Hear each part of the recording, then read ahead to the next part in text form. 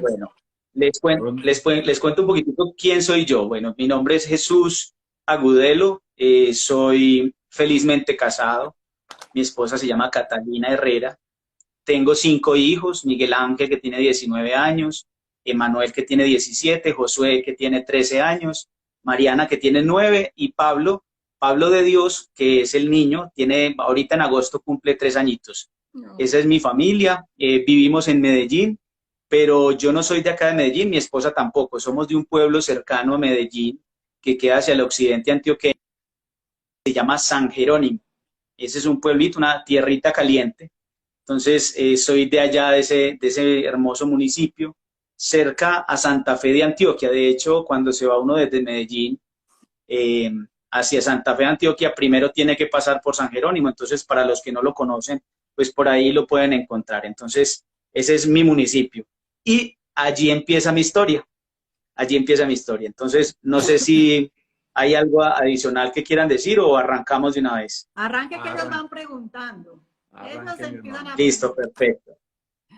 Perfecto, listo. Entonces, pues soy de allá de ese municipio. Mi papá era mayordomo de una finca. Yo soy bueno, somos 4 hermanos, somos una familia de 4 hijos, mi papá y mi mamá.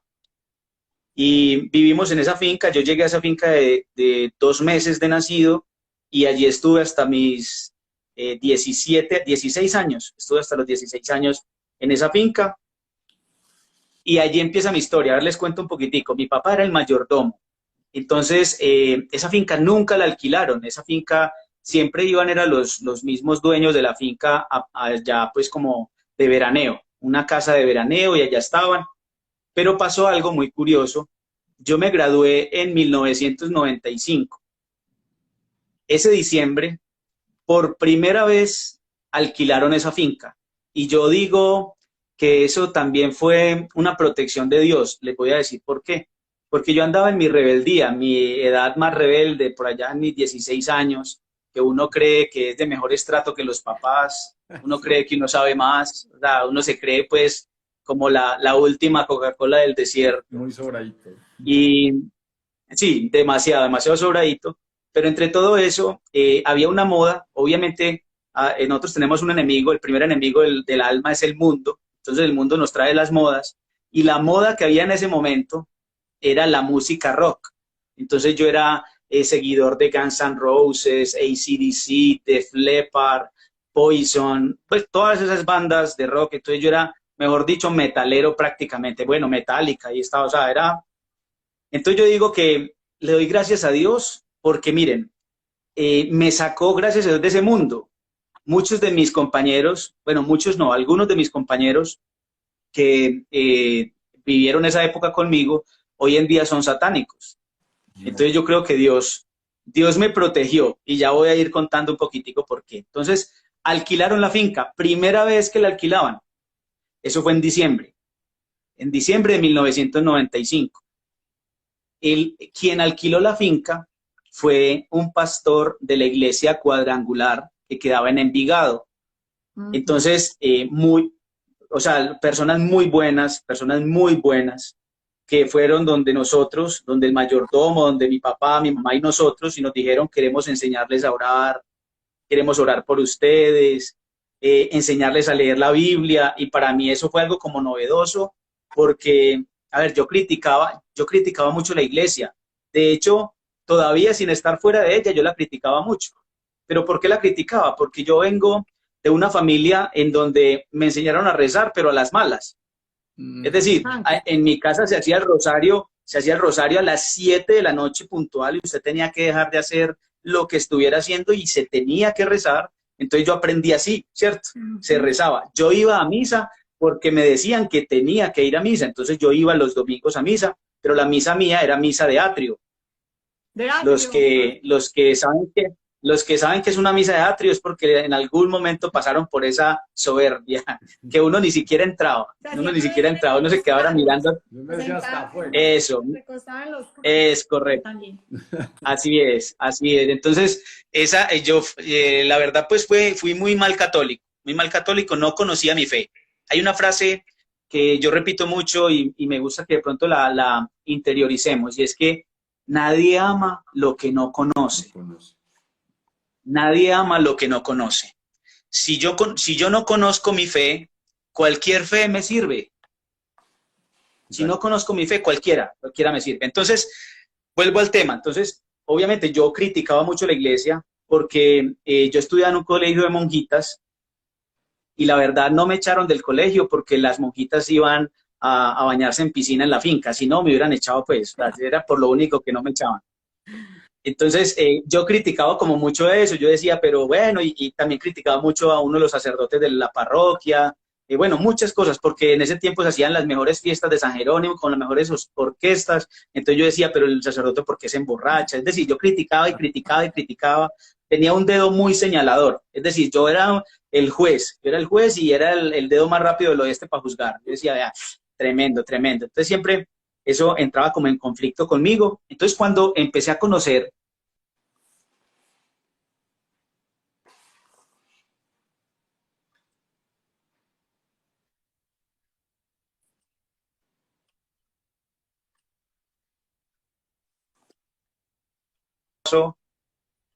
Ya, se nos había ahí congelado. estamos. Entonces quedaste que cuando empezaste a conocer.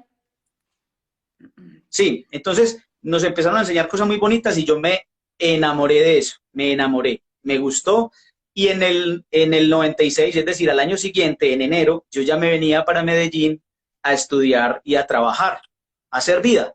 Entonces, ¿qué pasó? Yo me vine, esta familia me acogió, me invitaron un fin de semana para su casa, estuve en su casa, en la casa del pastor, con su esposa y con 3 hijas, estuve con ellos, de hecho me invitaron a que fuéramos al culto y yo me acuerdo mucho que me miraban muy raro porque yo tenía era puras camisetas de rock, entonces se pueden imaginar esqueletos, calaveras por todo lado y así fui así fui al primer culto, imagínate. Entonces, bueno, yo digo, Dios me sacó de ahí, gracias a Dios que me sacó al menos de ese camino, porque pues obviamente yo soy como muy, o sea, me empeliculo mucho con el tema. Entonces, bueno, entonces así empezó.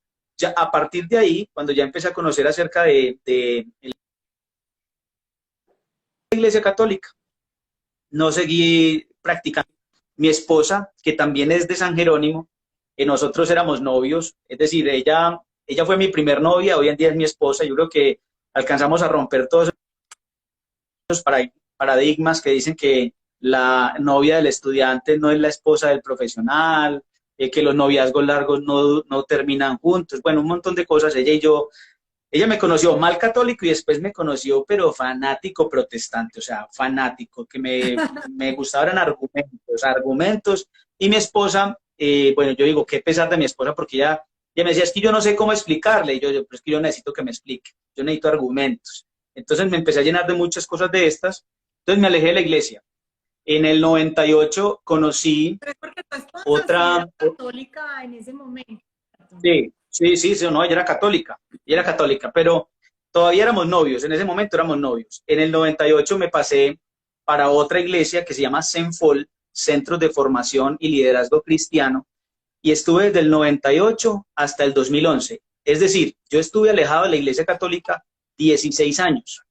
16 años estuve por fuera de la iglesia católica, en donde obviamente sí, y esto hay que reconocerlo, nuestros hermanitos esperados,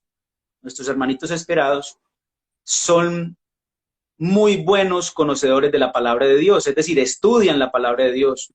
Y el patrono de mi pueblo, San Jerónimo, San Jerónimo fue enviado por el Papa en su tiempo, por allá en el 380, fue enviado a traducir todos los libros del Antiguo Testamento y las cartas del Nuevo Testamento con los evangelios. Él fue el que tradujo todos los libros del arameo, del hebreo y del griego al latín, y fue la primera Biblia que tuvimos, la Biblia Vulgata, que le llamaban la Biblia del pueblo. Entonces este santo, que es el patrono de mi pueblo, decía una frase: desconocer las escrituras es desconocer a Cristo. Desconocer las escrituras es desconocer a Cristo, sí. ¿La Straubinger es la misma Vulgata? ¿O es otra? La Straubinger es una traducción de la Vulgata. Ah, ok. Es una traducción del latín al español, bueno, al español, hubo varias traducciones, pero es la más cercana a la traducción real, pues, o como a los escritos iniciales de ella. Entonces, obviamente, para uno entender mucho la fe, pues tendría que ponerse a estudiar hebreo, arameo, griego, y de ahí, pues, ir conociendo la palabra e interpretándola de la manera que es, porque ahí está escrito tal cual, listo. Okay. Entonces, bueno, esa fue mi historia. Resulta que mi esposa y yo éramos solamente novios en ese tiempo, y como éramos novios, pues nos respetábamos. Es decir, yo le respetaba lo suyo, ella me respetaba lo mío, ella hacía lo suyo, yo hacía lo mío, entonces no había problema. En el 2001 nos embarazamos de nuestro primer hijo, Miguel Ángel. Entonces nos fuimos a vivir juntos, alcanzamos a vivir 2 años juntos antes de casarnos. Y, a ver, cuando no tiene uno hijos, no hay problema. Pero cuando llegan los hijos, a mí me empezaba a dar como un tic en el ojo. Y es porque uno, pues, es decir, yo decía, bueno, ¿cómo puede ser que yo que estoy intentando sacar a tantas personas de la iglesia católica, que es, para mí en ese tiempo era la gran ramera del Apocalipsis, era dirigida por la bestia que para mí en ese entonces era el Papa? Entonces yo decía, yo intentando sacar a tanta gente, ¿yo cómo voy a permitir que uno de mis hijos empiece a asistir a esa iglesia? Entonces empezó una batalla, porque mi esposa era católica y yo no. Entonces yo empecé a hacer una guerra en mi casa en donde no permitía nada que tuviera que ver con idolatría. Porque para mí estaba muy claro, en ese tiempo, para mí estaba muy claro que el Éxodo 24 en adelante dice, no te harás ninguna imagen ni ninguna semejanza de lo que hay arriba en el cielo, ni abajo en la tierra, ni en las aguas debajo de la tierra, ni te postrarás ante ellas, porque yo, el Señor, soy un Dios celoso que castiga la iniquidad del hombre hasta la 3ª y 4ª generación. Entonces, para mí, en ese tiempo eso estaba clarísimo. Yo decía, en mi casa no va a haber idolatría. Entonces yo votaba todo. De hecho, también el Salmo 115, versículo 5, dice, tienen ojos y no ven, tienen boca y no hablan, nariz y no huelen, oídos y no oyen, manos y no tocan, pies y no caminan, y ni un susurro sale de su garganta. Entonces yo decía, vea, esas son las imágenes, de todos los católicos, ahí están. Tienen los ojos, las manos, la boca, y mire, son ídolos. Entonces yo decía, idolatría por todo lado. Entonces en mi casa yo empecé a votar todo. Entonces yo no permitía que en mi casa hubiese ningún. Entonces yo le botaba las estampitas, le botaba los crucifijos. O sea, eso era una guerra tremenda. Y ella volvía y conseguía. Entonces, bueno, así seguimos. Volvía y conseguía. Volvía y conseguía. El hecho es que por allá en el 2004 mi esposa me dijo, bueno, yo no puedo practicar mi fe como tengo que practicarla, como debo practicarla, porque nosotros no estamos casados. Entonces necesito que nos casemos, o nos casamos o nos dejamos. Entonces yo le dije, no hay problema, casémonos. Entonces nos casamos por la Iglesia Católica, ¿cierto? La Iglesia Católica permite los matrimonios mixtos, pues porque es un privilegio que tiene en donde dice que la fe del creyente salva la del no creyente, ¿cierto? Entonces, ese es un privilegio que la Iglesia permite y se llama un matrimonio mixto. ¿Listo? Entonces nosotros nos casamos, todos mis hijos fueron bautizados en la Iglesia Católica. Yo no le paraba bolas al bautismo, yo decía no tengo problema porque igual el bautismo de los niños es un bautismo inválido porque ellos no pecan, ellos no tienen de qué arrepentirse, entonces el bautismo pues no tiene significado en ese entonces, yo pensaba eso. Entonces, bueno, no tuve problema, mis hijos cumplieron con ese sacramento. Listo, y así continuamos. Ya en el 2005 tuvimos a Emanuel, en el 2009 tuvimos a Josué, y en el 2011 estábamos agarrados, pero agarradísimos por culpa de la fe. De hecho, en el 2011 nos encontramos una vez en el pueblito Paisa y dijimos, esto se terminó. Usted le sirve, yo le decía, usted le sirve a un Dios y yo le sirvo a otro. Y dice el Señor que un reino dividido no permanece. Entonces usted y yo estamos destinados a separarnos. Yo la verdad no acepto lo que usted cree, usted no quiere seguirme en donde yo estoy, entonces yo tomo la decisión de más bien dejarla, ¿cierto? Entonces esa es la decisión tomada. Pero aquí voy a hacer un paréntesis. A ver, yo soy fruto del Santo Rosario. Les voy a decir por qué. A ver, cuenta. Mi mamá no se metió conmigo en nada de las decisiones que tomé. Es decir, nunca me dijo nada. ¿Ella qué hizo? Siguió rezando sus rosarios por la conversión de este hombre. Y mi esposa rezó más de 10 años por mí, rezando rosarios. Pero eran unos rosarios especiales.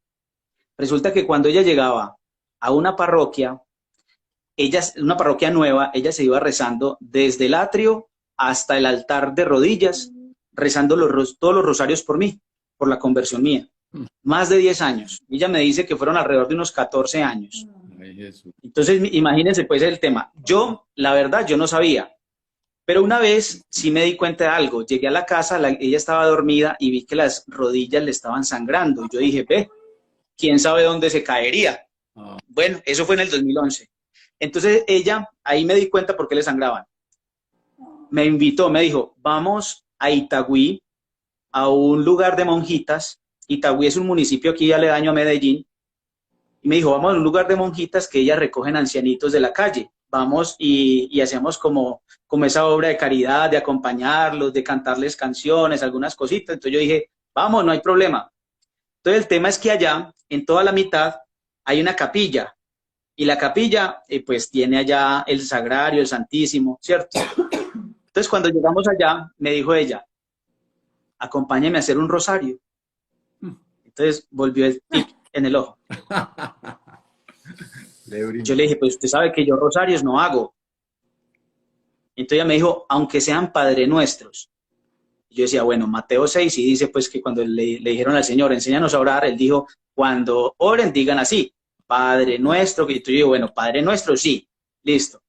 Entonces me dijo, listo, pero hagámoslos de rodillas. Entonces volvió el tic. Yo, de rodillas, sí, hagámoslo de rodillas. Yo, bueno, hagámoslo pues de rodillas. Y me dijo, pero hagámoslo desde el atrio hasta el altar. Entonces ya era con movida de cabeza y todo el tic.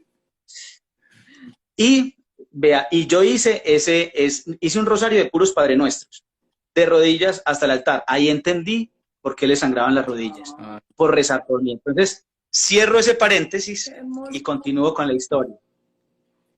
Resulta que ya habíamos tomado esa decisión de separarnos, ella también ya estaba cansada, ya decía, yo tampoco aguanto más. Entonces, ya habíamos tomado esa decisión, pero allí empiezan las cosas a cambiar. Resulta que en Senfol salió un retiro de matrimonios. Y yo dije, esta es la solución a mis problemas.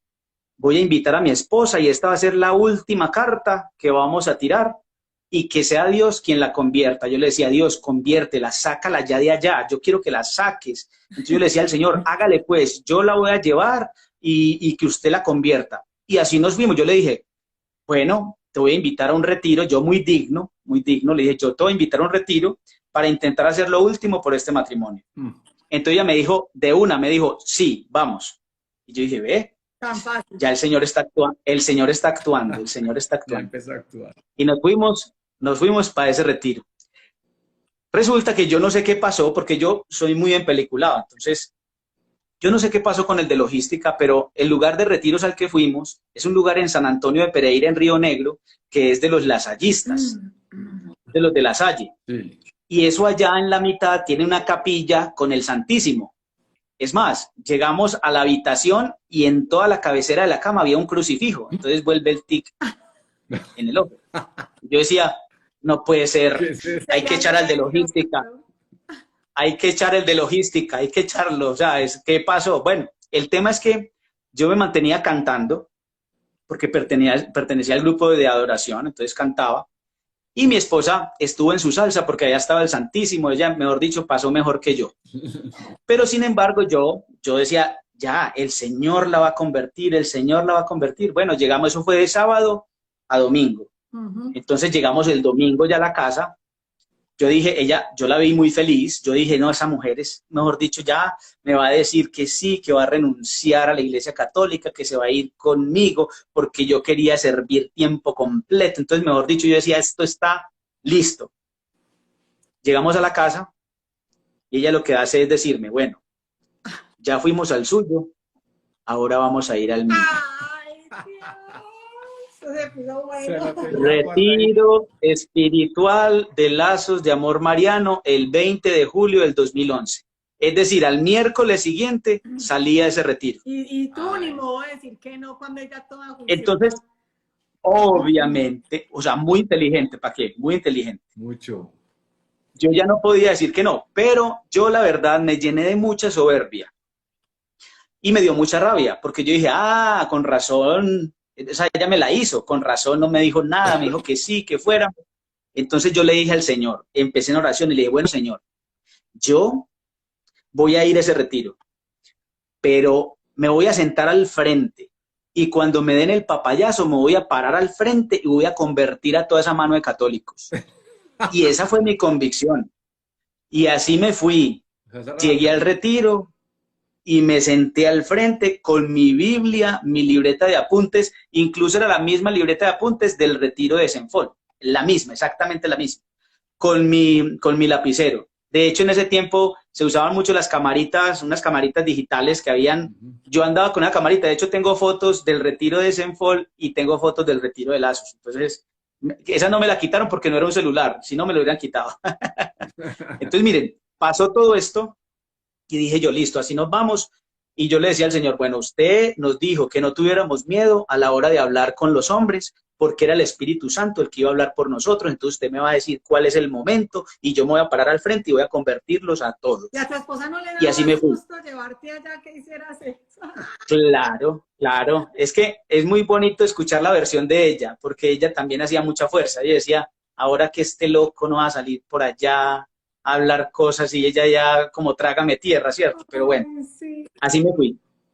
Empezó el retiro y resulta que yo estaba de acuerdo con todo lo que decía. No.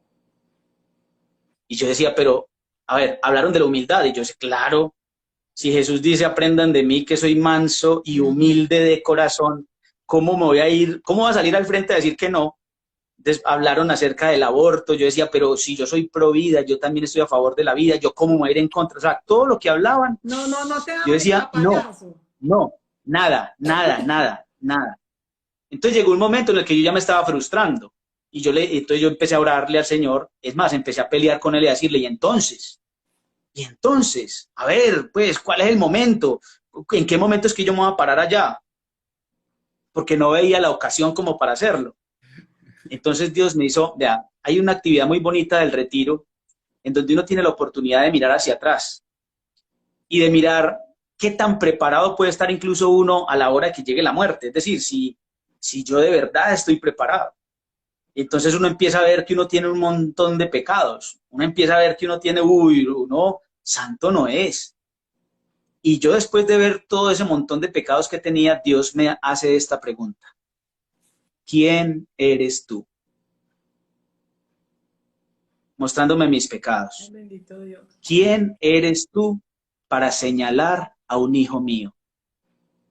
No te creo. A mí me destruyó. O sea, a mí me destruyó porque yo tuve que responder, Señor, yo no soy nadie. Yo no soy nadie. Entonces le dije, bueno, Señor, pero yo sé que no existen las coincidencias, pero sí las diosidencias. Y sé que yo no estoy aquí en este retiro por simple casualidad. Yo quiero abrirte mi corazón y quiero que me enseñes. Cuando yo le digo estas palabras al Señor, empecé a ver cosas diferentes, es decir, como si se me hubiera caído algo, una venda de los ojos, y empecé a ver cosas que yo antes no había visto, y a entender cosas de la palabra de Dios que yo antes no había entendido. Y yo decía, pero a ver, ¿pero por qué? Ya ahorita más adelante vamos a hablar un poquitico de ellas. En fin, como ya Dios me había destruido, entonces yo dije, nada que hacer, tengo que seguir escuchando, tengo que seguir aprendiendo. Ya dije, cometí el peor error, haberme sentado al frente, yo ya quería estar sentado atrás donde nadie me viera. Sí, porque imagínate, o sea, dice el Señor que Él resiste a los soberbios y Él enaltece a los humildes. Entonces yo era el soberbio, o sea, el que creía que tenía a Dios agarrado en la chiverita y que tenía que hacer lo que yo le dijera en el momento que yo lo dijera. Y resulta que no, o sea, me destruyó y me dijo, ¿quién eres tú? Y la verdad, pues, para mí esa pregunta fue, o sea, fue tan directa que yo dije, no tengo palabras para decirle nada, o sea, solamente acaté a decir, no soy nadie, no soy nadie. Entonces después vino el tema de la Virgen María, que para un protestante es idolatría pura, Total. pura, o sea, era mi peor enemiga con mi esposa, porque yo le decía, es que usted tiene una diosa, usted le sirve a esa diosa, y yo odiaba a la Virgen María. Yo la odiaba, o sea, yo era enemigo de la Virgen María. Yo decía, es que yo no puedo aceptar que usted le quite el puesto a Dios y se lo dé a esa diosa. Entonces era mi convicción. Pero cuando llega ese momento en el retiro, yo ya que me iba a poner a pelear con Dios. O sea, yo no, en ese momento no tenía cómo decirle, bueno, señor, ya usted me ha hablado muchas cosas por este lado, pero yo no voy a seguir resistiendo por este. Yo decía, no, pues yo qué voy a hacer, no. Entonces me paré muy tranquilamente, me paré al frente de una imagen de la Virgen María que en la finca de Guarne, que es la advocación de la Rosa Mística. Entonces me le paré al frente y le dije, bueno, María, usted sabe que yo no la quiero, Ay, usted sabe que yo no la quiero, ay. pero yo sé que el amor no es un sentimiento, el amor es una decisión. Y después de todo lo que yo he tenido que vivir acá, pues, bueno, yo hoy, bueno, ya Dios me destruyó, yo digo, yo hoy tomo la decisión de quererla, de amarla. Y me fui a dormir, eso fue un viernes por la noche. Y me fui a dormir. Y el sábado por la mañana, oh sorpresa, que amanecí enamorado de la Virgen María. Pero yo No. no sabía por qué. ¿No tuviste un Pero enamorado. sueño, Yo decía, pero nada, un sueño o algo? no. O sea, no, yo amanecí enamorado, pero yo no sabía por qué. Yo decía, pero ¿por qué? Sentía como en el corazón esa sensación de haber encontrado a esa persona que había estado perdida por mucho tiempo. Y era mi sensación. Entonces se me empieza a venir a la mente que durante esos 16 años yo tarareaba una canción. Y cuando menos pensaba, la terminaba cantando. Y la canción era, oh, Ave María. Y yo decía, pero yo, ¿por qué canto esto si yo no soy? Y ella, la Virgencita me dijo allá, es que yo siempre estuve ahí y tú no me quisiste ver. Entonces dije yo, bueno, le pedí permiso al director del retiro, le dije que si me permitía cantar esa canción. Mi esposa todavía no sabía nada. Entonces, cuando ya me escuchó cantando esa canción, pues yo creo que todavía tienen calambradas las orejas de la sonrisa que puso ese día. Ay, qué Entonces, hermosura. por aquí me hacen una pregunta de, ¿pero cómo sintió que Dios le habló?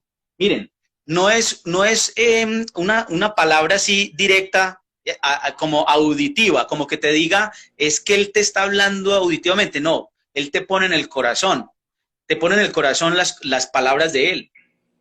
Él me hizo esa pregunta a mí en el corazón, me dijo, ¿quién eres tú? Porque la verdad yo estaba por encima de todos, yo me creía por encima del bien y del mal en esa finca. O sea, yo me creía superior a todos en la fe, que yo era el que tenía la razón, que yo era el sabio en esa finca, que los demás eran puros católicos pecadores. Pero Dios en el corazón me puso esa pregunta después de mostrarme mis pecados. ¿Quién eres tú para señalar a un hijo mío? Esa pregunta no me la hizo ni un misionero. Es más, a mí no se me acercó ningún misionero a hablarme. Es más, nadie sabía que yo era protestante. Nadie. De hecho, la palabra protestante ni siquiera es un adjetivo descalificativo. No, la palabra protestante es porque protesta. ¿Contra qué se protesta? Se protesta contra la autoridad de la iglesia, que es el Papa y el magisterio, y contra la historia de la iglesia, que es la tradición. Solamente se cree en la Biblia. Eso viene desde Martín Lutero. Entonces, por eso se le llama protestante, porque protestó contra eso, ¿cierto? Entonces, eso me hablaba el Señor al corazón. Entonces, bueno, ahí ya yo di como ese paso. Pero, ojo, yo salí con todas las dudas del mundo. Yo salí del retiro con todas las dudas, porque obviamente allá no me aclaran las dudas. No. Pero cuando llegué aquí a mi casa, hice lo que debía haber hecho antes de haberme ido de la Iglesia Católica. ¿Qué hice? Empezar a conocer mi fe, porque nadie ama lo que no lo conoces. conoce. Y cuando empiezo a estudiar la fe, me empiezo a dar cuenta de cosas que yo decía, ¿cómo es posible que yo me haya tragado tantas cosas solo porque alguien lo dijo y yo no fui capaz de ir a investigar a ver si era verdad? Y como eras de curioso. ¿Cómo es posible? Exacto. Y yo decía, pero ¿cómo es posible que yo simplemente escuchara la palabra de un hombre que me dijo, es que la iglesia la fundó Constantino con el edicto de Milán en el 313 después de Cristo, y a partir de ahí se fundó la iglesia católica y él fue el primer papa? Y yo decía, pero ¿cómo yo no fui capaz de ir a investigar en la historia? Que eso lo puedes encontrar en Google. Puedes ir a buscar y ahí vas a encontrar la historia verdadera y te das cuenta que Constantino no fue ni obispo, ni sacerdote, y mucho menos papa. Y entonces empiezo a darme cuenta de que, venga, se cumple la palabra de Jeremías cuando dice, maldito el hombre que confía en el hombre y que aleja sus ojos del Señor. Yo dije, uy, no, venga, yo dije, después del retiro, yo a partir de ahora no le voy a creer nada a nadie si no lo compruebo. Y es una recomendación que les doy hoy. Muchas personas, incluso dentro de la misma iglesia católica, dicen herejías. Y muchas personas, solo porque tiene una figura, entonces se las creen. Y resulta que no, hay que constatarlo, hay que constatarlo. Y por eso quiero empezar con los argumentos bíblicos que me convencieron a mí de por qué es importante la iglesia, de por qué es importante. Porque si nos damos cuenta hoy en día, lo que nos ha dicho tanto el mundo como las modas, como el tema de los hermanitos esperados, nos han dicho, es que no es importante la iglesia, porque es que Cristo no es religión, Cristo es relación. Entonces la iglesia no importa. Yo dije, venga, vamos a estudiar en la palabra de Dios a ver qué dice. Si es de verdad que la iglesia no importa, vamos a ver si es verdad. Entonces, miren, quiero empezar con un evangelista que le predicó a los mismos judíos. Ese evangelista es Mateo, de hecho es el primer evangelista. Sí. Mateo, en el capítulo 16, en el versículo 13 en adelante, nos va a contar una historia. Y esta historia a mí me gusta mucho, del versículo 13 en adelante. ¿Por qué me gusta mucho? Miren, en ese momento Jesús ya llevaba 3 años predicando. Es decir, ya mucha gente había escuchado el mensaje, ya mucha gente había recibido el evangelio. Pero Jesús, mire lo que va a decir. Vamos, ustedes lo tienen ahí. Evangelio de San Mateo, capítulo 16, versículo 13. El 13 dice, cuando llegó Jesús a la región de Cesarea de Filipo, comenzó a preguntar a sus discípulos, ¿quién dicen los hombres que es el Hijo del Hombre? Ellos respondieron. Hasta ahí, espérame un momentico, listo, hasta ahí. Dice Jesús, andaba por la región de Cesarea de Filipo y le pregunta a sus discípulos, bueno, había predicado tanto tiempo, vamos a ver, le va a preguntar a los discípulos. Yo creo que Jesús iba a ser como el inventario, como cuando uno va a hacer el balance general y va a hacer el estado de resultados en su empresa y va a mirar a ver cómo vamos. Llevamos 3 años, vamos a ver si esta empresa va bien. Entonces Jesús les pregunta a ellos, ¿quién dice la gente que es el Hijo del Hombre? Vamos a ir despacio para que lo podamos desglosar. ¿Listo? Entonces vamos a ver qué van a contestar ellos. Ellos respondieron, unos que Juan el Bautista, otros que Elías, y otros que Jeremías o alguno de los profetas. Entonces, miren, después de 3 años de predicar, la gente no había entendido, la gente no sabía. Es más, ni siquiera los discípulos sabían quién era Jesús. Ya les voy a decir por qué les digo esta argumentación, ya les voy a decir por qué, ya lo vamos a leer. Pero ni siquiera los discípulos sabían. Entonces, miren, creían hasta en la reencarnación, porque estaban diciendo que era Juan el Bautista, que hacía rato lo habían decapitado. Decían que era Elías, o que era Jeremías, o que era alguno de los profetas. Es decir, yo les pregunto, ¿estaban en la verdad los que habían creído eso? No. Se congeló. Confundidos, no habían entendido el evangelio. Entonces Jesús, yo me imagino que dijo, bueno, me imagino que hasta le pudo haber dado un tic en el ojo, le pudo haber dado el tic, porque imagínate, yo creo que hubiese dicho, uy, no, esta platica Se perdió. se perdió. Entonces él dice, bueno, vamos a ver si salvamos al menos estos, y va a voltear y le va a decir a ellos, vamos a ver, síguelo leyendo. Él les dijo, ¿y vosotros quién decís que soy yo? Entonces ya les pregunta a ellos, y vosotros, vamos a ver si ustedes al menos, venga, que al menos uno de ustedes diga pues si entendió o no. Y aquí sale una persona que es muy importante, porque ya Jesús va a decir por qué es importante. Síguelo leyendo. Respondió Simón Pedro, tú eres el Cristo, el Hijo de Dios vivo. Entonces miren, ¿qué hizo Simón Pedro? Simón Pedro les presentó a Jesús. ¿Sí ven? Simón Pedro lo está presentando. Les dice Jesús, ¿y ustedes quién dicen que soy yo? Y solo Simón Pedro, ningún otro. Ya les voy a decir por qué. Ningún otro tuvo en su mente y en su corazón decir quién era Jesús porque no sabían. Pero Pedro sí, dijo, él lo presentó y dijo, es que tú eres el Cristo. Ojo, Cristo no es lo mismo que crucifijo. Para que entendamos esa diferencia. Cristo significa el ungido, el elegido, el Mesías. Cristo significa el Mesías. Que es importante que lo entendamos. ¿Por qué? Porque es importante que lo entendamos. Porque es que en el momento Jesús no había sido crucificado. Es decir, no se podía referir a un crucifijo. ¿Sí me hago entender? Claro. En el momento todavía Jesús no había sido crucificado. Cristo, la referencia a ese nombre es al Mesías. Entonces mire lo que le va a decir Jesús a Pedro. Jesús le respondió, bienaventurado eres Simón, hijo de Juan, porque no te ha revelado esto la carne ni la sangre, sino mi Padre que está en los cielos. Entonces miren, le dice, bienaventurado, feliz, alegre tú, Simón. O sea, lo saca entre todos. Dice, tú, Simón, alegre tú, bienaventurado tú, porque lo que has dicho no te lo dijo la carne, te lo dijo mi Padre, te lo reveló mi Padre que está en los cielos. Entonces ya Pedro había presentado a Jesús. Ahora Jesús va a presentar a Pedro. Y mire cómo lo va a presentar. Y yo te digo que tú eres Pedro, y sobre esta piedra edificaré mi iglesia, y las puertas del infierno no prevalecerán. Listo. Entonces, exacto. Entonces mire lo que va a decir Jesús.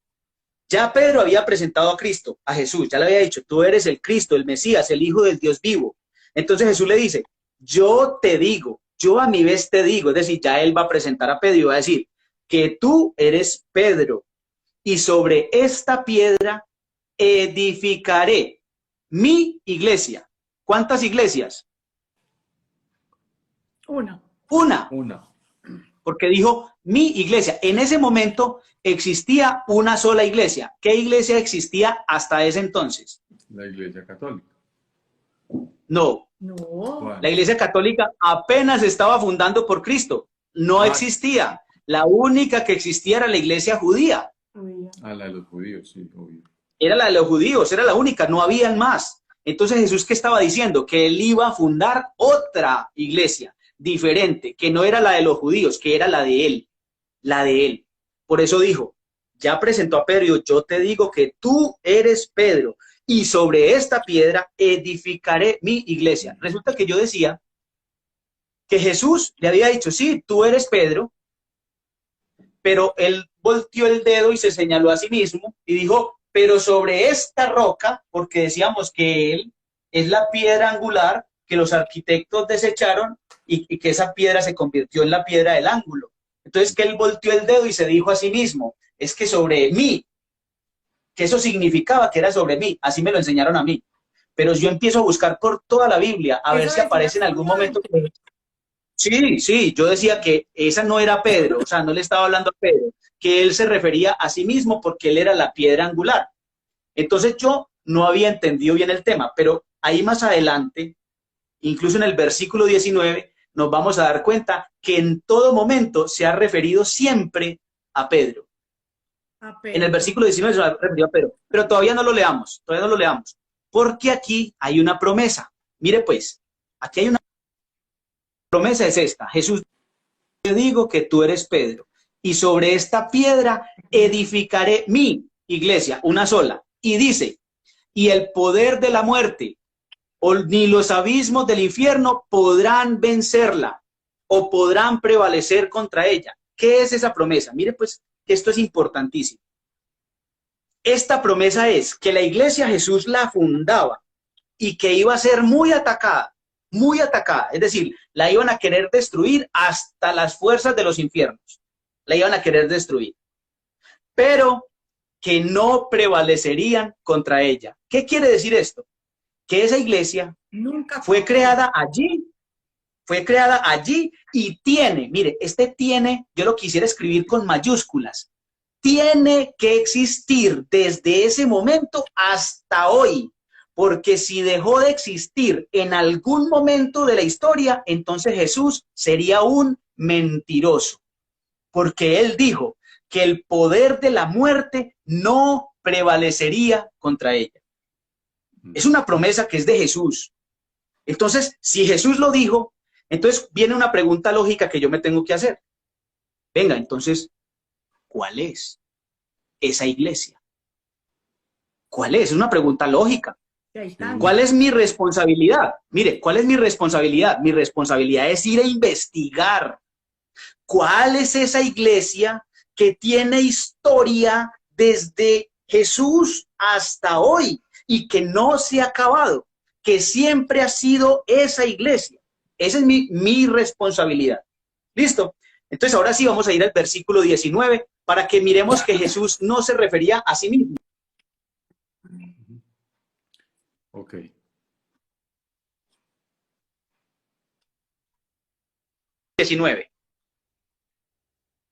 ¿Qué le dijo? Hola.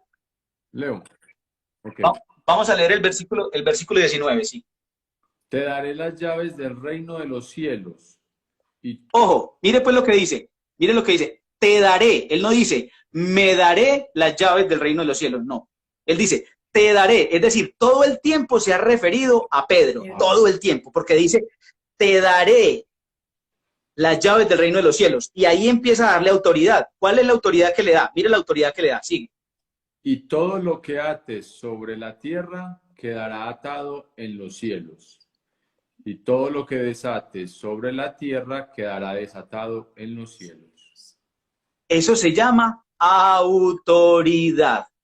Se la dio a Simón Pedro, para que todo lo que él atara en la tierra quedara atado en el cielo, y lo que él desatara en la tierra quedará desatado en el cielo. Pero ustedes saben que aquí se cumplió una profecía. Les voy a decir por qué. Acuérdense que Mateo le predicaba.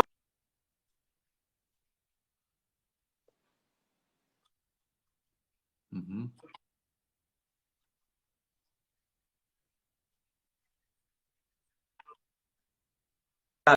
...22...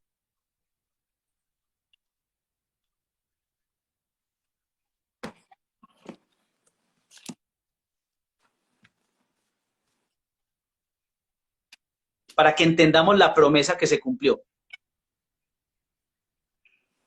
Capítulo 22, versículo 20 en adelante. Fíjate que te está fallando La señal. un poquito la señal. Es que me quedé en Mateo, le predicaba. Ah, ok. Mateo le predicaba a los judíos. Sí. A ver, ubícate otra vez, Jesús. Jesús, ubícate que se está yendo la señal. 22. Ahí me escuchan. Sí. Quédate quietecito, a ver. Ahí está mejor. Isaías 22. Bueno, Sí, ya por ahí. 22, ¿qué versículo? Ya. Entonces dicen que se quedaron en que le predicaba a los judíos. Exacto, como Mateo le predicaba a los judíos, entonces se cumplió una profecía. ¿Cuál profecía se cumplió? Isaías nos va a hablar de esa profecía. 20. Isaías capítulo 22, versículo 20. 20. En adelante, sí. Aquel día llamaré a mi siervo Eliakim, hijo de Gilquías. Lo revestiré con tu túnica, le ceñiré con tu cinturón, pondré en su mano tu poder y será un padre para los habitantes de Jerusalén y para la Hasta casa de ahí, Judá. hasta ahí. Mire pues, aquel día escogeré a mi siervo Eliakim, hijo de Gilquías, lo revestiré con tu túnica y pondré en él tu fajín y le daré autoridad. Mire, pues le está dando autoridad. Es decir, que va a llegar un día en el que van a escoger a Eliakim. Para poder entender quién es Eliakim, sin que me pierdan de pronto ahí ese texto que lo vamos a seguir leyendo, podemos leer ahí mismo también en Isaías, el capítulo 36, versículo 3, para que entendamos quién es Eliakim. 36. Vayan tomando nota que esto es muy importante. 36, versículo ¿qué? Versículo 3. 3. Salieron hasta ellos Eliakim, hijo de Gilquías, mayordomo del palacio. Hasta ahí, mira, hasta ahí. ¿Quién era Eliakim? El mayordomo del palacio. ¿Quién era Eliakim?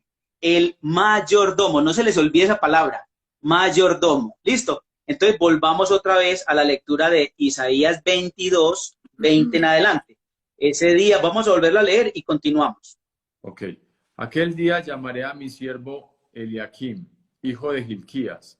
Lo revestiré con tu túnica, le ceñiré con tu cinturón, pondré en su mano tu poder y será un padre para los habitantes de Jerusalén y para la casa de Judá.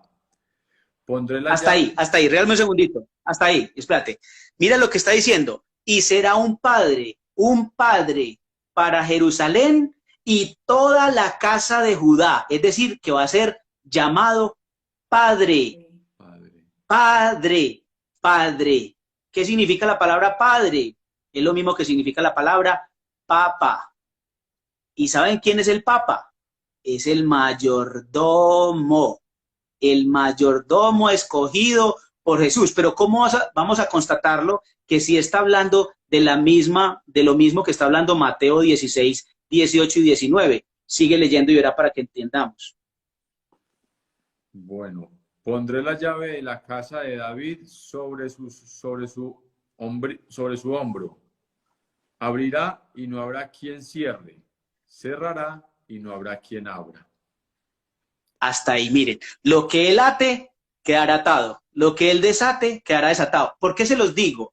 Vean, acuérdense que mi papá era mayordomo, ¿cierto? Yo se lo había contado en mi historia, ¿cierto? Sí. Vean, mi papá no era el dueño de la finca. Él no era el dueño de la finca. Pero si mi papá abría, nadie cerraba. Y si mi papá cerraba, nadie abría. Él no era el dueño, pero tenía la autoridad porque tenía las llaves. Las llaves. Por eso el versículo en Mateo capítulo 16, versículo 19 dice, yo te daré las llaves del reino de los cielos. Mire, ya no es el reino de David, que era el de Eliakim, ya no es el reino de David, es el reino de los cielos. Y lo que tú ates en la tierra quedará atado en el cielo, y lo que tú desates en la tierra quedará desatado en el cielo. Cuando yo entendí esto, me di cuenta de la importancia del mayordomo. Es que yo pensaba que el Papa le quitaba el trono a Jesús. Yo pensaba que el Papa le quitaba el puesto a Jesús y por eso yo lo llamaba el anticristo, el 666, la bestia. Yo decía que él era la bestia, porque yo no entendía, pero resulta que es que él no le quita el puesto. Él es el que le cuida la finca. Ajá. Él es el que le cuida la finca, él es el mayordomo. Es el mayordomo. Entonces, cuando yo entiendo esto, me di cuenta de algo y es que venga, la iglesia tiene que ser muy importante, porque es tan importante que Jesús quiso dejar un mayordomo, alguien que la cuidara, alguien que la pastoreara, alguien que fuera capaz de estar ahí. Por temas de tiempo, no podría profundizar más, pero quiero, para que entendamos algo, yo me hacía hago una pregunta. La pregunta es, ¿cuál es la columna y el fundamento de la verdad? La columna y el fundamento de la verdad. La palabra de Dios. La Biblia, por ejemplo, ¿cierto? Resulta que no, la Biblia no es ni la columna ni el fundamento de la verdad. Porque la Biblia da a conocer la verdad, pero no es ni la columna ni el fundamento. Entonces es Pedro. ¿Cuál es? ¿Ah? Pedro. Pedro, tampoco. No. Pedro es el mayordomo. Es el mayordomo, pero no es ni la columna ni el fundamento de la verdad. Entonces vamos a ver qué va a decir. San Pablo le escribió una carta, de hecho le escribió dos, a Timoteo. Miren, la primera carta de Timoteo, capítulo 3, versículo 15, primera de Timoteo 3:15, nos va a decir cuál es la columna y el fundamento de la verdad. Primera de Timoteo 3:15. Mire lo que le va a escribir San Pablo a Timoteo, que era un obispo. Espéreme que no he llegado. Sí, espera, ahí está. No. Dale. Primera de Timoteo. Capítulo 3, versículo 15. 15. 3. 15. 12, 13, 14, pero el 15. Es el 15. 15. Ujú. Pero si tardo para que así sepas como hoy. ¿Qué? No, ¿qué? Vuelve a empezar. No, es que no la veo bien. Ya. Ah. Pero si tardo para que así sepas cómo hay que comportarse en la casa de Dios, que es la iglesia de Dios vivo. Columna y fundamento de la verdad. Wow. Columna y fundamento de la verdad. La casa de Dios, la iglesia del Dios vivo. Para que sepas, decía San Pablo a Timoteo, para que sepas cómo debes comportarte en la casa del Dios, o sea, la iglesia del Dios vivo, que es la columna y el fundamento de la verdad. Miren, Jesús quiso dejar una columna y un fundamento de él, que es la verdad, porque muchos me habían dicho que la columna y el fundamento de la verdad era Cristo, era Jesús. Yo decía, no, él es la verdad, porque él dijo, yo soy el camino, la verdad y la vida. Él es la verdad, pero no es la columna y el fundamento. Él quiso dejar una columna y un fundamento. ¿Por qué? Porque a usted hoy en día cualquiera le puede hablar de Cristo. Cualquiera. Cualquier persona le puede hablar a usted de Jesús. Cualquier persona. Puede ser hasta satánico y le puede hablar de Jesús. Pero no está ni en la columna ni en el fundamento de la verdad, que es la iglesia, la casa de Dios, la iglesia del Dios vivo. La iglesia del Dios vivo. Y ustedes se han hecho, yo me hacía esta pregunta. Entonces, ¿por qué Satanás quiere quitarnos la iglesia? ¿Por qué nos la quiere quitar? ¿Cuál es la intención de Satanás de quitarnos la iglesia? Eso lo encontramos en la carta a los Efesios, en esa carta al pueblo de Éfeso, capítulo 3, versículo 20 y 21. Mire lo que va a decir San Pablo a los de Éfeso, capítulo 3, versículo 20 y 21. Y aquí nos vamos a dar cuenta por qué Satanás nos quiere quitar la iglesia. Espérame que estoy llegando. ¿Cuáles son? Efesios, capítulo Efesios. 3, Sí. versículo 20 y 21. Versículo 20. 20. Uh-huh. Al que tiene poder sobre todas las cosas para concedernos infinitamente más de lo que pedimos o pensamos, gracias a la fuerza que despliega en nosotros. Hasta ahí, hasta ahí. Mire pues lo que está diciendo. Hasta ahí. Mire lo que está diciendo. A aquel que tiene poder para hacer las cosas incomparablemente mejor de lo que podemos pedir o pensar, según el poder que actúa en nosotros. ¿A quién se está refiriendo? ¿Quién tiene el poder para hacer las cosas mucho mejor de lo que nosotros podemos pedir o pensar? ¿Quién? Dios. Dios, o sea que se está refiriendo a Dios. Ajá. Y mire lo que va a decir el versículo 21. A él se ha dado la gloria en la iglesia y en Cristo Jesús por todas las generaciones, por los siglos de los siglos. Amén. Amén. Y termina diciendo amén. Entonces mire, a él sea la gloria en la iglesia y en Cristo Jesús. ¿Hasta cuándo? ¿Hasta cuándo? Al fin. Por todas las generaciones y por todos los tiempos. Y termina diciendo amén, que amén significa así es, así es, así es. Entonces, cuando entendemos esto, nos damos cuenta por qué Satanás nos quiere quitar la iglesia. Que dicen, no es importante la iglesia. No es importante. ¿Por qué? Porque en la iglesia es donde se le da la gloria a Dios. Si a usted le quitan la iglesia, usted ya no le va a dar la gloria a Dios. Pero ¿por qué es que en la iglesia se le da la gloria a Dios? Para que entendamos por qué es en la iglesia en donde se le da la gloria a Dios. Quiero ir, miren, ¿cuántos evangelistas son? ¿Cuántos evangelios existen? Evangelios no son 5, 4, perdón. Son cuatro. Cuatro Son cuatro. evangelistas. Son cuatro evangelistas. El primer evangelista es ¿quién? Mateo. Mateo. El segundo es Marcos. Lucas. Tercero es Lucas. Y Juan. Y el cuarto es Juan. ¿Listo? Y por allá hubo alguien que se llamaba, él dijo, yo no soy digno de llamarme apóstol porque perseguía a la iglesia. Pablo. Ese se llamaba anteriormente Saulo de Tarso, pero terminó llamándose San Pablo. Ese es Pablo, ¿listo? Se llama como mi hijo menor. O sea, mi hijo menor se llama como él más bien. Vamos a entender por qué a Dios se le da la honra, se le da la gloria y tiene que ser en la iglesia y en Cristo Jesús. Vamos a entenderlo desde la palabra de Dios. Listo. Y vamos a entenderlo con todos los evangelistas para que nos quede claro y nunca jamás se nos olvide por qué a Dios se le da la gloria en la iglesia. Listo. Primer evangelista, Mateo. Mateo. Vamos a leer Mateo capítulo 26, versículo 26. Ay, se me perdió. No, se me fue. Espérame. Antes estás muy ágil. Yo soy aquí como visca. A ver, Mire que los estoy poniendo a leer a ustedes para que no digan que son palabras mías. No, los estoy poniendo a leer a todos para que constaten con sus propios ojos. 26. Mateo capítulo 26, versículo 26. Mire, y eso me parece muy importante porque muchas veces nos excusamos, es que no sabemos cómo decirle a alguien, cómo defender, o sea, defender nuestra fe no es defender, pero no la conocemos. O sea, no conocemos cómo... Nadie ama lo que no conoce. Exacto. Entonces Listo. aprovechemos a Jesús, por favor, en el poco tiempo que nos Mateo queda. 26, 26. Mientras cenaban, Jesús tomó pan y después de pronunciar la bendición, lo partió. Se lo dio a sus discípulos y dijo, tomad y comed, esto es mi cuerpo. Mire pues lo que dice, tomad y comed. ¿Esto qué? Es mi cuerpo.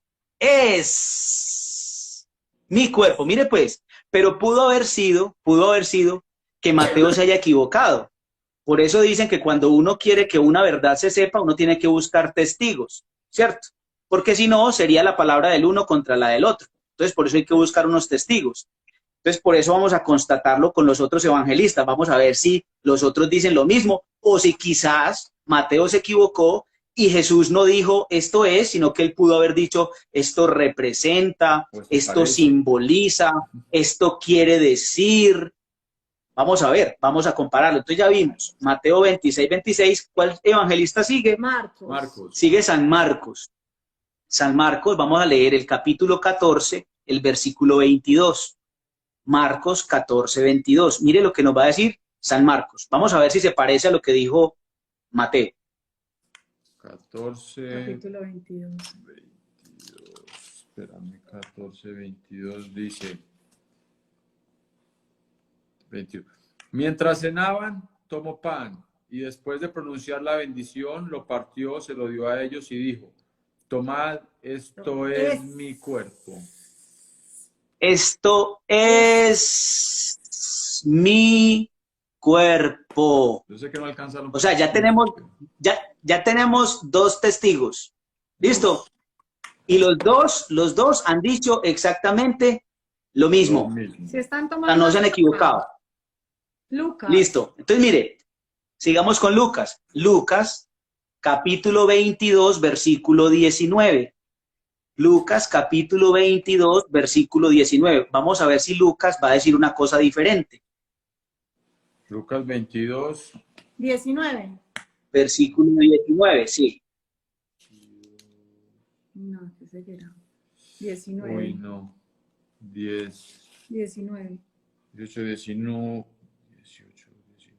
Y tomando pan, dio gracias, lo partió y se los dio diciendo, Esto es es mi cuerpo. mi cuerpo. Esto es mi cuerpo. Es mi cuerpo. Es mi cuerpo. Ya Tercer llevamos tres testigo. testigos. Tercero. Tercer testigo, ¿sí o no? Sí, Bueno, puede ser que un testigo se equivoque, pero dos, bueno, ya uno dice, bueno, que se equivoquen dos, pero que tres se equivoquen. Vamos a suponer que se puedan equivocar. Antes de ir a San Juan, quiero que vayamos a San Pablo. Vamos a ver la primera carta a los del pueblo de Corinto en el capítulo 11, versículo 23 en adelante. Primera de Corintios 11, versículo 23 en adelante. Mire lo que nos va a decir y les voy a explicar algo antes de que lo leamos. San Pablo no conoció a Jesús. no. San Pablo vino a escribir estas cartas 30 años después de que Jesús había muerto, resucitado y ascendido al cielo. 30 años después lo escribió San Pablo. Vamos a ver qué va a escribir San Pablo 30 años después y qué le va a escribir al pueblo de Corinto. En el capítulo 11, primera de Corintios 11, versículo 23 en adelante. Mire lo que nos va a escribir San Pablo. Porque yo recibí del Señor lo que también os transmití, que el Señor Jesús. Hasta ahí, mire. Porque yo recibí del Señor lo que a mi vez les transmití. Es decir, lo que yo les he enseñado es lo mismo que yo recibí. 30 años, o sea, de evangelización, yo recibí eso y yo también se los voy a enseñar. ¿Qué les enseña? Sigue. Que el Señor Jesús, la noche en que fue entregado, tomó pan y dando gracias, lo partió y dijo: esto es mi cuerpo. Esto es mi cuerpo. Muchachos, llevamos 4 testigos. 4 testigos, pero no me lo pierdas todavía, porque San Pablo se atreve a decir unas cosas todavía más duras. San Pablo se atreve a decir unas cosas todavía más duras. Primera de Corintios 11, 23 en adelante. San Pablo nos va a decir unas cosas más duras. Y mire lo que va a decir San Pablo. Vamos a seguirlo leyendo. Esto es mi cuerpo que se da por vosotros. Haced esto en memoria mía. Haced esto, mire. Haced esto en memoria mía. Eso se llama orden. Jesús les dio una orden y eso lo llamamos nosotros en la Iglesia Católica el orden sacerdotal. Los únicos que pueden consagrar el cuerpo y la sangre de Cristo son a los que les dio la orden, no es para todos, y son los sacerdotes. Por eso dice, hagan esto en conmemoración mía. Vamos a seguirlo leyendo. En conmemoración mía. Y de la misma manera, después de cenar, tomó el cáliz diciendo: este cáliz es la nueva alianza en mi sangre. Cuantas veces lo bebáis, hacedlo en memoria mía. En memoria mía. Entonces, miren, todas las veces que se hace, hay que hacerlo en memoria de Jesús, porque eso es su cuerpo y es su sangre. Y miren lo que va a seguir diciendo. Mire, San Pablo aquí nos va a decir que si alguien lo come indignamente, vamos a ver si va a pecar contra el pan y contra el vino. Vamos a ver si pecan contra esas especies. Vamos a ver contra quién pecan. Sigamos. Porque cada vez que coméis este pan y bebéis este cáliz, anunciáis la muerte del Señor hasta que venga. Así pues, quien coma el pan o beba el cáliz del Señor indignamente, será reo del cuerpo y de la sangre del Señor. Peca no contra el pan y contra el vino, peca contra el cuerpo y la sangre del Señor. Mire pues, que no está pecando contra unas especies, no, está pecando contra el cuerpo y la sangre del Señor, porque Él dijo, esto es... Estámoslo leyendo para que terminemos. Examínese, por tanto, cada uno a sí mismo, y entonces coma del pan y beba del cáliz. Porque el que come y bebe sin discernir el cuerpo, come y bebe su propia condenación. Miren esto, el que come y bebe sin discernir, ¿qué es discernir? sin creer que ahí está, come y bebe su propia condenación. Mire las palabras tan duras que nos dice San Pablo. Entonces aquí ya llevamos 4 testigos, 4. Vamos a leer el último evangelista. ¿Cuál es? Juan. San Juan. Vamos a leer a San Juan. Mire, San Juan escribe de una manera diferente. San Juan escribe de una manera más elevada, porque San Juan tiene una condición diferente. O sea, él fue el puro, él fue el niño, por eso él era el que se recostaba en el pecho del Señor. Y él escribe de una manera totalmente diferente por la pureza de su corazón. Y mire cómo lo va a escribir. Evangelio de San Juan, capítulo 6, versículo 51 en adelante. Mire lo que nos va a enseñar San Juan. 6, ahí estoy, ve qué casualidad. Versículo 51. 48, 49, 50. Por aquí nos hacen una pregunta. ¿Y qué opinan los protestantes de este testimonio que acabamos de leer? Bendito sea mi Dios. El Señor, o sea, el Señor dice, el que tenga ojos, que vea, y el que tenga oídos, que escuche, que oiga. Ok.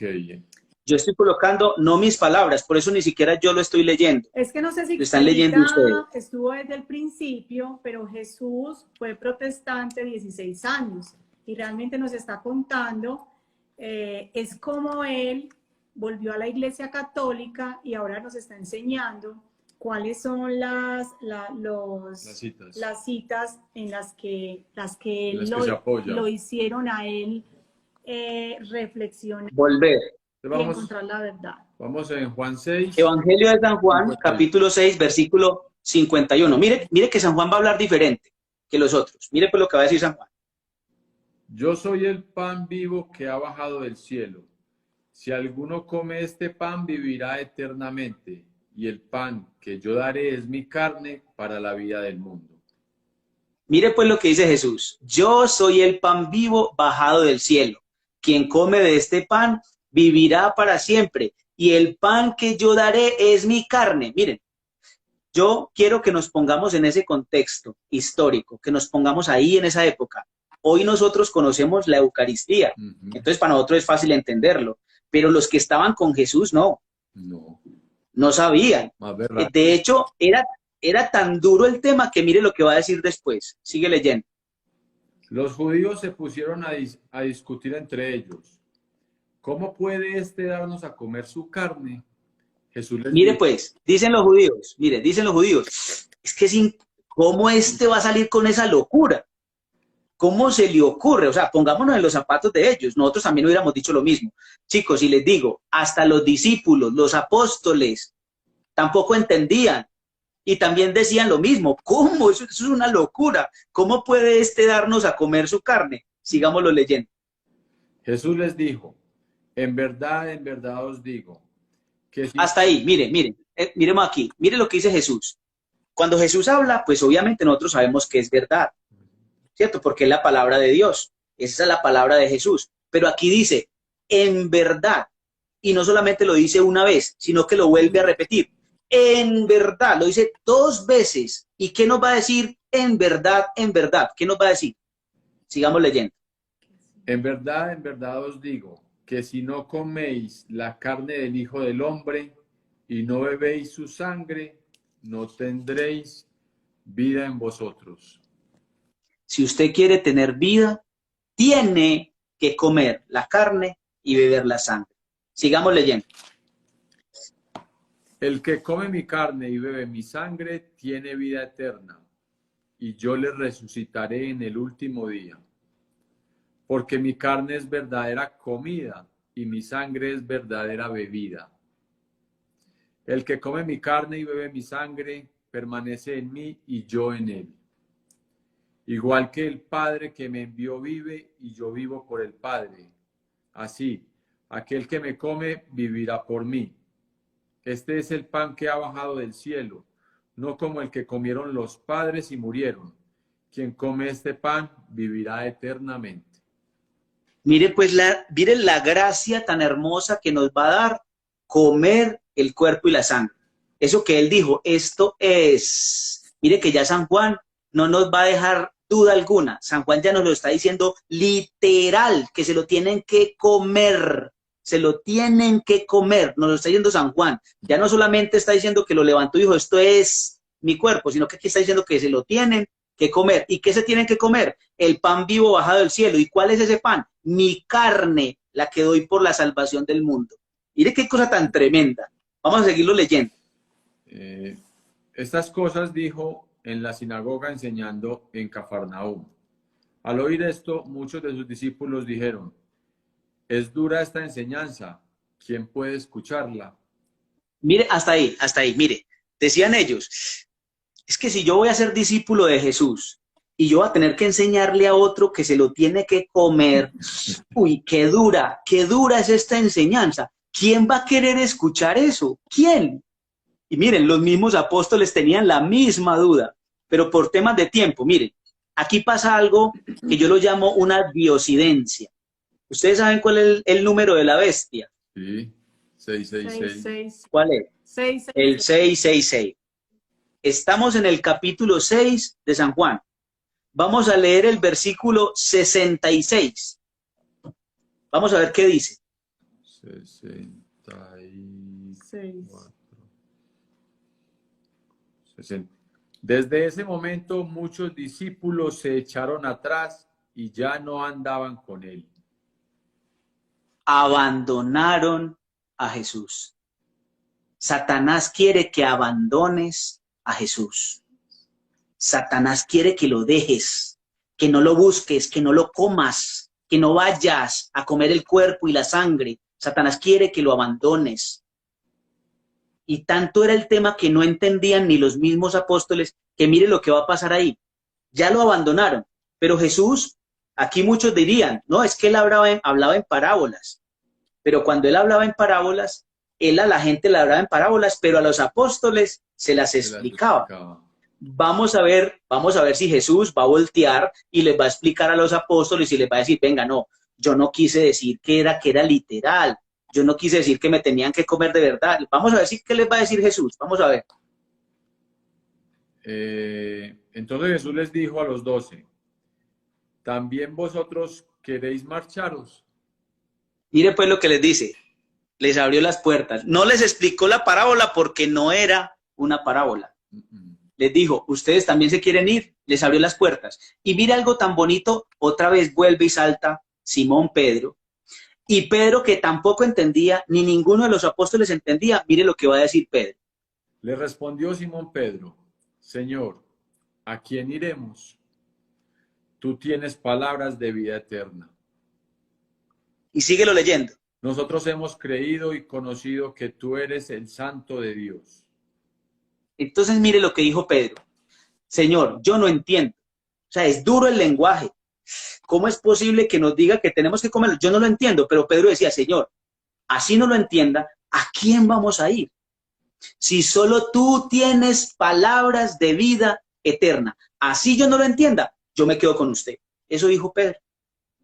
Así yo no lo entienda, yo me quedo con usted. Aquí que estamos viendo, muchachos, 5 testigos, 5 testigos que me están diciendo que Jesús es el cuerpo y es la sangre que tenemos que consumir para poder tener vida eterna. ¿Y dónde encontramos ese cuerpo y esa sangre? ¿En dónde? En la iglesia, porque es allí donde se le da la gloria. Se le da la gloria a Él, la gloria en la iglesia y en Cristo Jesús, porque ahí está Cristo.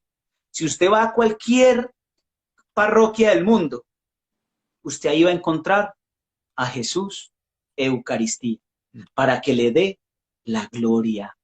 Por eso Satanás nos quiere quitar la iglesia, para que no le demos la gloria a Dios en su iglesia y en Cristo Jesús. ¿Hasta cuándo? Por todas las generaciones y por todos los siglos. Amén. Amén. ¿Quién como Dios? Nadie como Dios. Uy, Jesús, una pregunta. Resumo, mire, antes, resumo todo esto con una pregunta. Sí. Listo. Resumo todo esto con una pregunta. Si Jesús dice, esto es, ¿quién soy yo para decir que no es? Ah, sí. Total. Tas. Mm. Sí, brinca el ojito. Ahí sí. Benditos amigos. ¿Quién soy yo? Jesús, ¿Quién soy yo para decir que no una es? preguntita que hacen por allí. En Sí, un tiempo en el que tú eras protestante, fueron 16 años. sí, ¿cómo tú o los amigos esperados, se llama así los hermanos esperados, como le llamas tú, entendían esta parte? O sea, entonces, ¿cómo la interpretaban?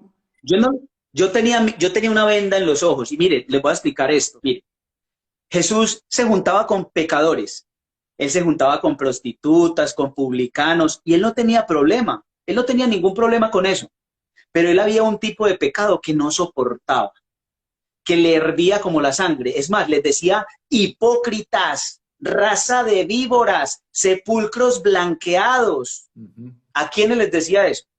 A los que eran A los los escribas y escribas y fariseos, a los maestros y doctores de la de ley, la ley. a los que se creían santos, a los que se creían que no pecaban. A eso se los decía y no los toleraba. Es más, él cuenta que subieron 2 hombres al templo a orar y que uno de ellos era fariseo y el otro era un Publicano. publicano, o sea, un pecador. Que el publicano no fue capaz de entrar, se quedó atrás y que no era capaz de levantar la cabeza y que solamente decía, Señor, ten piedad de mí, que soy un Pecado. pecador.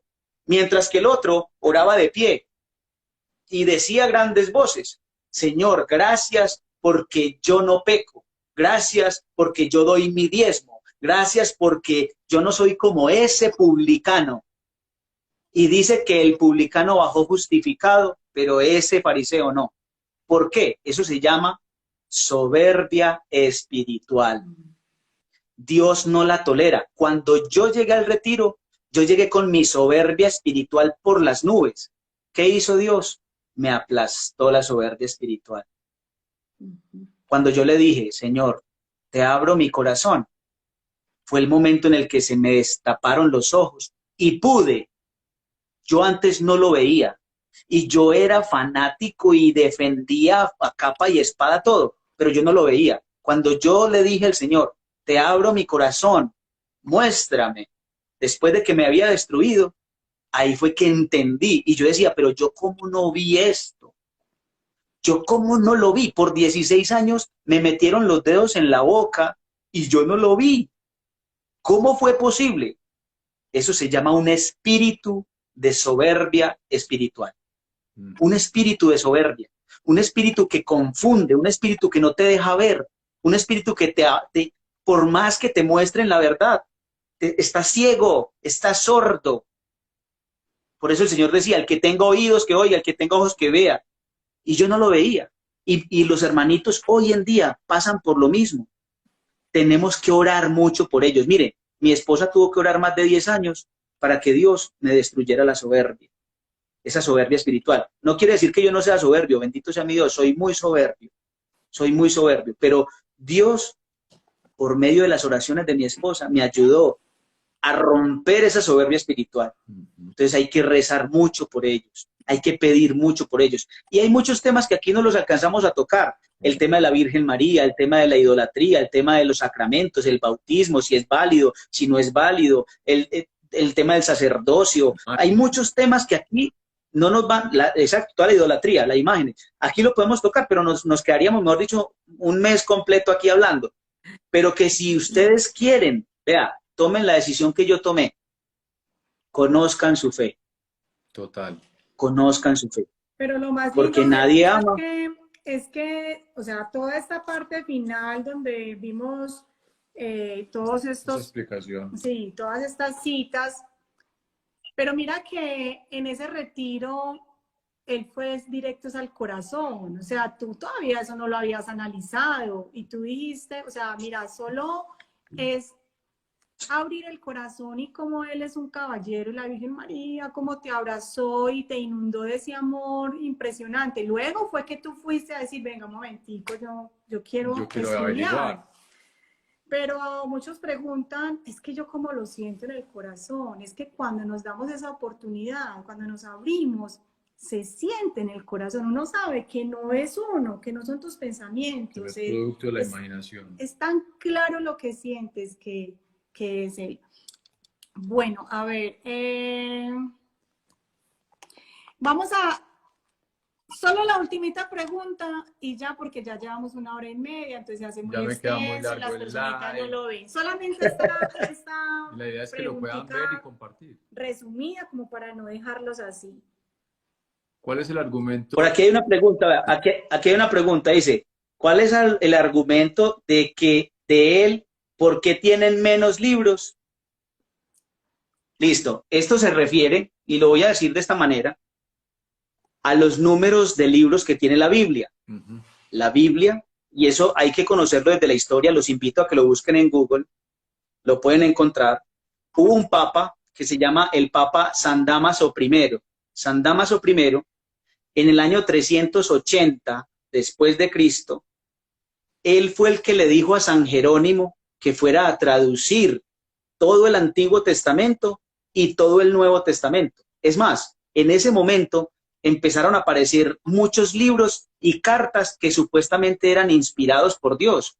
Y entonces apareció es que el Evangelio de María Magdalena, el Evangelio de Judas, el Evangelio de Bernabé, aparecieron como otras 15 cartas del Apocalipsis, en donde decían que esas eran libros inspirados. ¿Qué le tocó hacer a la iglesia? Acuérdense que la iglesia tiene el poder de atar y de desatar. Y lo que ate quedará atado y lo que desate quedará desatado. ¿Qué le tocó hacer? ¿Qué le tocó hacer al Papa? Le tocó decir qué libros sí y qué libros no. Del Antiguo Testamento quedaron los mismos 46 que habían sido escritos, que fueron los mismos que leyó Jesús, que fueron los mismos que leyó San Pablo, los dejaron tal cual. Y escogieron 27 libros del Nuevo Testamento, en donde dijeron, el Evangelio de Bernabé no, el Evangelio de María Magdalena no, el Evangelio de Judas no, el Evangelio de San Juan sí, el Evangelio de Mateo sí, el Evangelio de Lucas sí, el Evangelio de Marcos sí. O sea, fue el Papa San Dámaso I el que dijo cuáles sí y cuáles no. Y a partir de ese momento fue el Papa el que dijo, esto es palabra de Dios. Lo demás no es palabra de Dios, esto es. Y miren, es tanto el poder de atar y de desatar que él lo dijo en ese entonces y hasta hoy, hasta los mismos hermanitos esperados en sus Biblias siguen teniendo los mismos 27 libros del Nuevo Testamento que fueron los que escogió el Papa San Dámaso y dijo, esto es palabra de Dios. El total de libros de la Biblia, la primera Biblia que existió, que se llamaba la Biblia Vulgata, esa Biblia tenía 73 libros, 46 del Antiguo Testamento y 27 del Nuevo Testamento, hasta hoy. Pero en el año 90, mire, y aquí les quiero explicar algo, en el año 90 después de Cristo, aparecieron los judíos masoretas. Ellos tenían muchas corrientes, estaban los fariseos, los saduceos, aparecieron por ahí en el año 90 los masoretas, y los judíos masoretas quitaron del Antiguo Testamento, no del Nuevo, porque ellos no creen en el Nuevo Testamento, ellos creen en el Antiguo. Del Antiguo Testamento quitaron los libros que fueron escritos en griego, solamente dejaron los libros escritos en hebreo y en arameo. Ese es el canon judío. ¿Qué hicieron las Sociedades Bíblicas Unidas? Y eso pasó en el año 1600, incluso después de que Martín Lutero ya había muerto. ¿Qué hicieron? Dijeron, vamos a tomar el canon judío. Y hoy en día nos acusan supuestamente a nosotros, Iglesia Católica, de que nosotros le sumamos libros a la Biblia. No, señores, nosotros no le sumamos. Los que le quitaron libros a la Biblia fueron los mismos judíos en el Antiguo Testamento y los de las Sociedades Bíblicas Unidas que quisieron dejar solo ese canon judío. Y miren lo que va a decir el mismo San Juan. En el mismo año 90, después de Cristo, fue que San Juan escribió el Apocalipsis. Y San Juan cuando escribe el Apocalipsis, en el capítulo 22, en el versículo 18, vamos a leerlo, mire lo que va a decir San Juan. Eso fue en el mismo tiempo en el que le estaban quitando los libros a la Biblia. Le estaban quitando los libros que nosotros los llamamos los deuterocanónicos. ¿Cuál es? Los libros escritos en griego. ¿Juan qué? Apocalipsis capítulo 22, Apocalipsis. versículo... Apocalipsis es el último libro de la Biblia. Sí, ya llegué. Y es el último capítulo. Es el último capítulo. Capítulo 22, en el versículo 18 y 19. Mire lo que va a decir. 18, 19. Apocalipsis. 22, 18, 19. Ahí. 22. 18, 19. Acá. Y si alguien quita alguna de las palabras de este libro profético, Dios le quitará su parte en el árbol de la vida y en la ciudad santa que se ha descrito en este libro. El que da testimonio de estas cosas dice, sí, voy enseguida. Léelo desde el 17. No sé si lo leíste desde el 18, desde el 17. El espíritu y la esposa dicen, ven, y el que oiga, que diga, ven, y el que tenga sed, que venga, el que quiera, que tome gratis el agua de la vida. Yo doy testimonio a... Sigo. Sigue. Yo doy testimonio a todo el que oiga las palabras proféticas de este libro. Si alguien añade algo a ellas, Dios enviará sobre él las plagas descritas en este libro. Y si alguien quita alguna de las palabras de este libro profético, Dios le quitará su parte en el árbol de la vida y en la ciudad santa que se han descrito en este libro. San Juan escribió ese libro, ese Apocalipsis, lo escribió en el momento en el que le estaban quitando los libros deuterocanónicos al Antiguo Testamento, los libros que fueron escritos originalmente en griego. Entonces mira qué tan importante, le dice, quien le quita o quien le añada, no se le puede ni quitar ni añadir. Ay, ¿Quién como Dios? Nadie como Dios.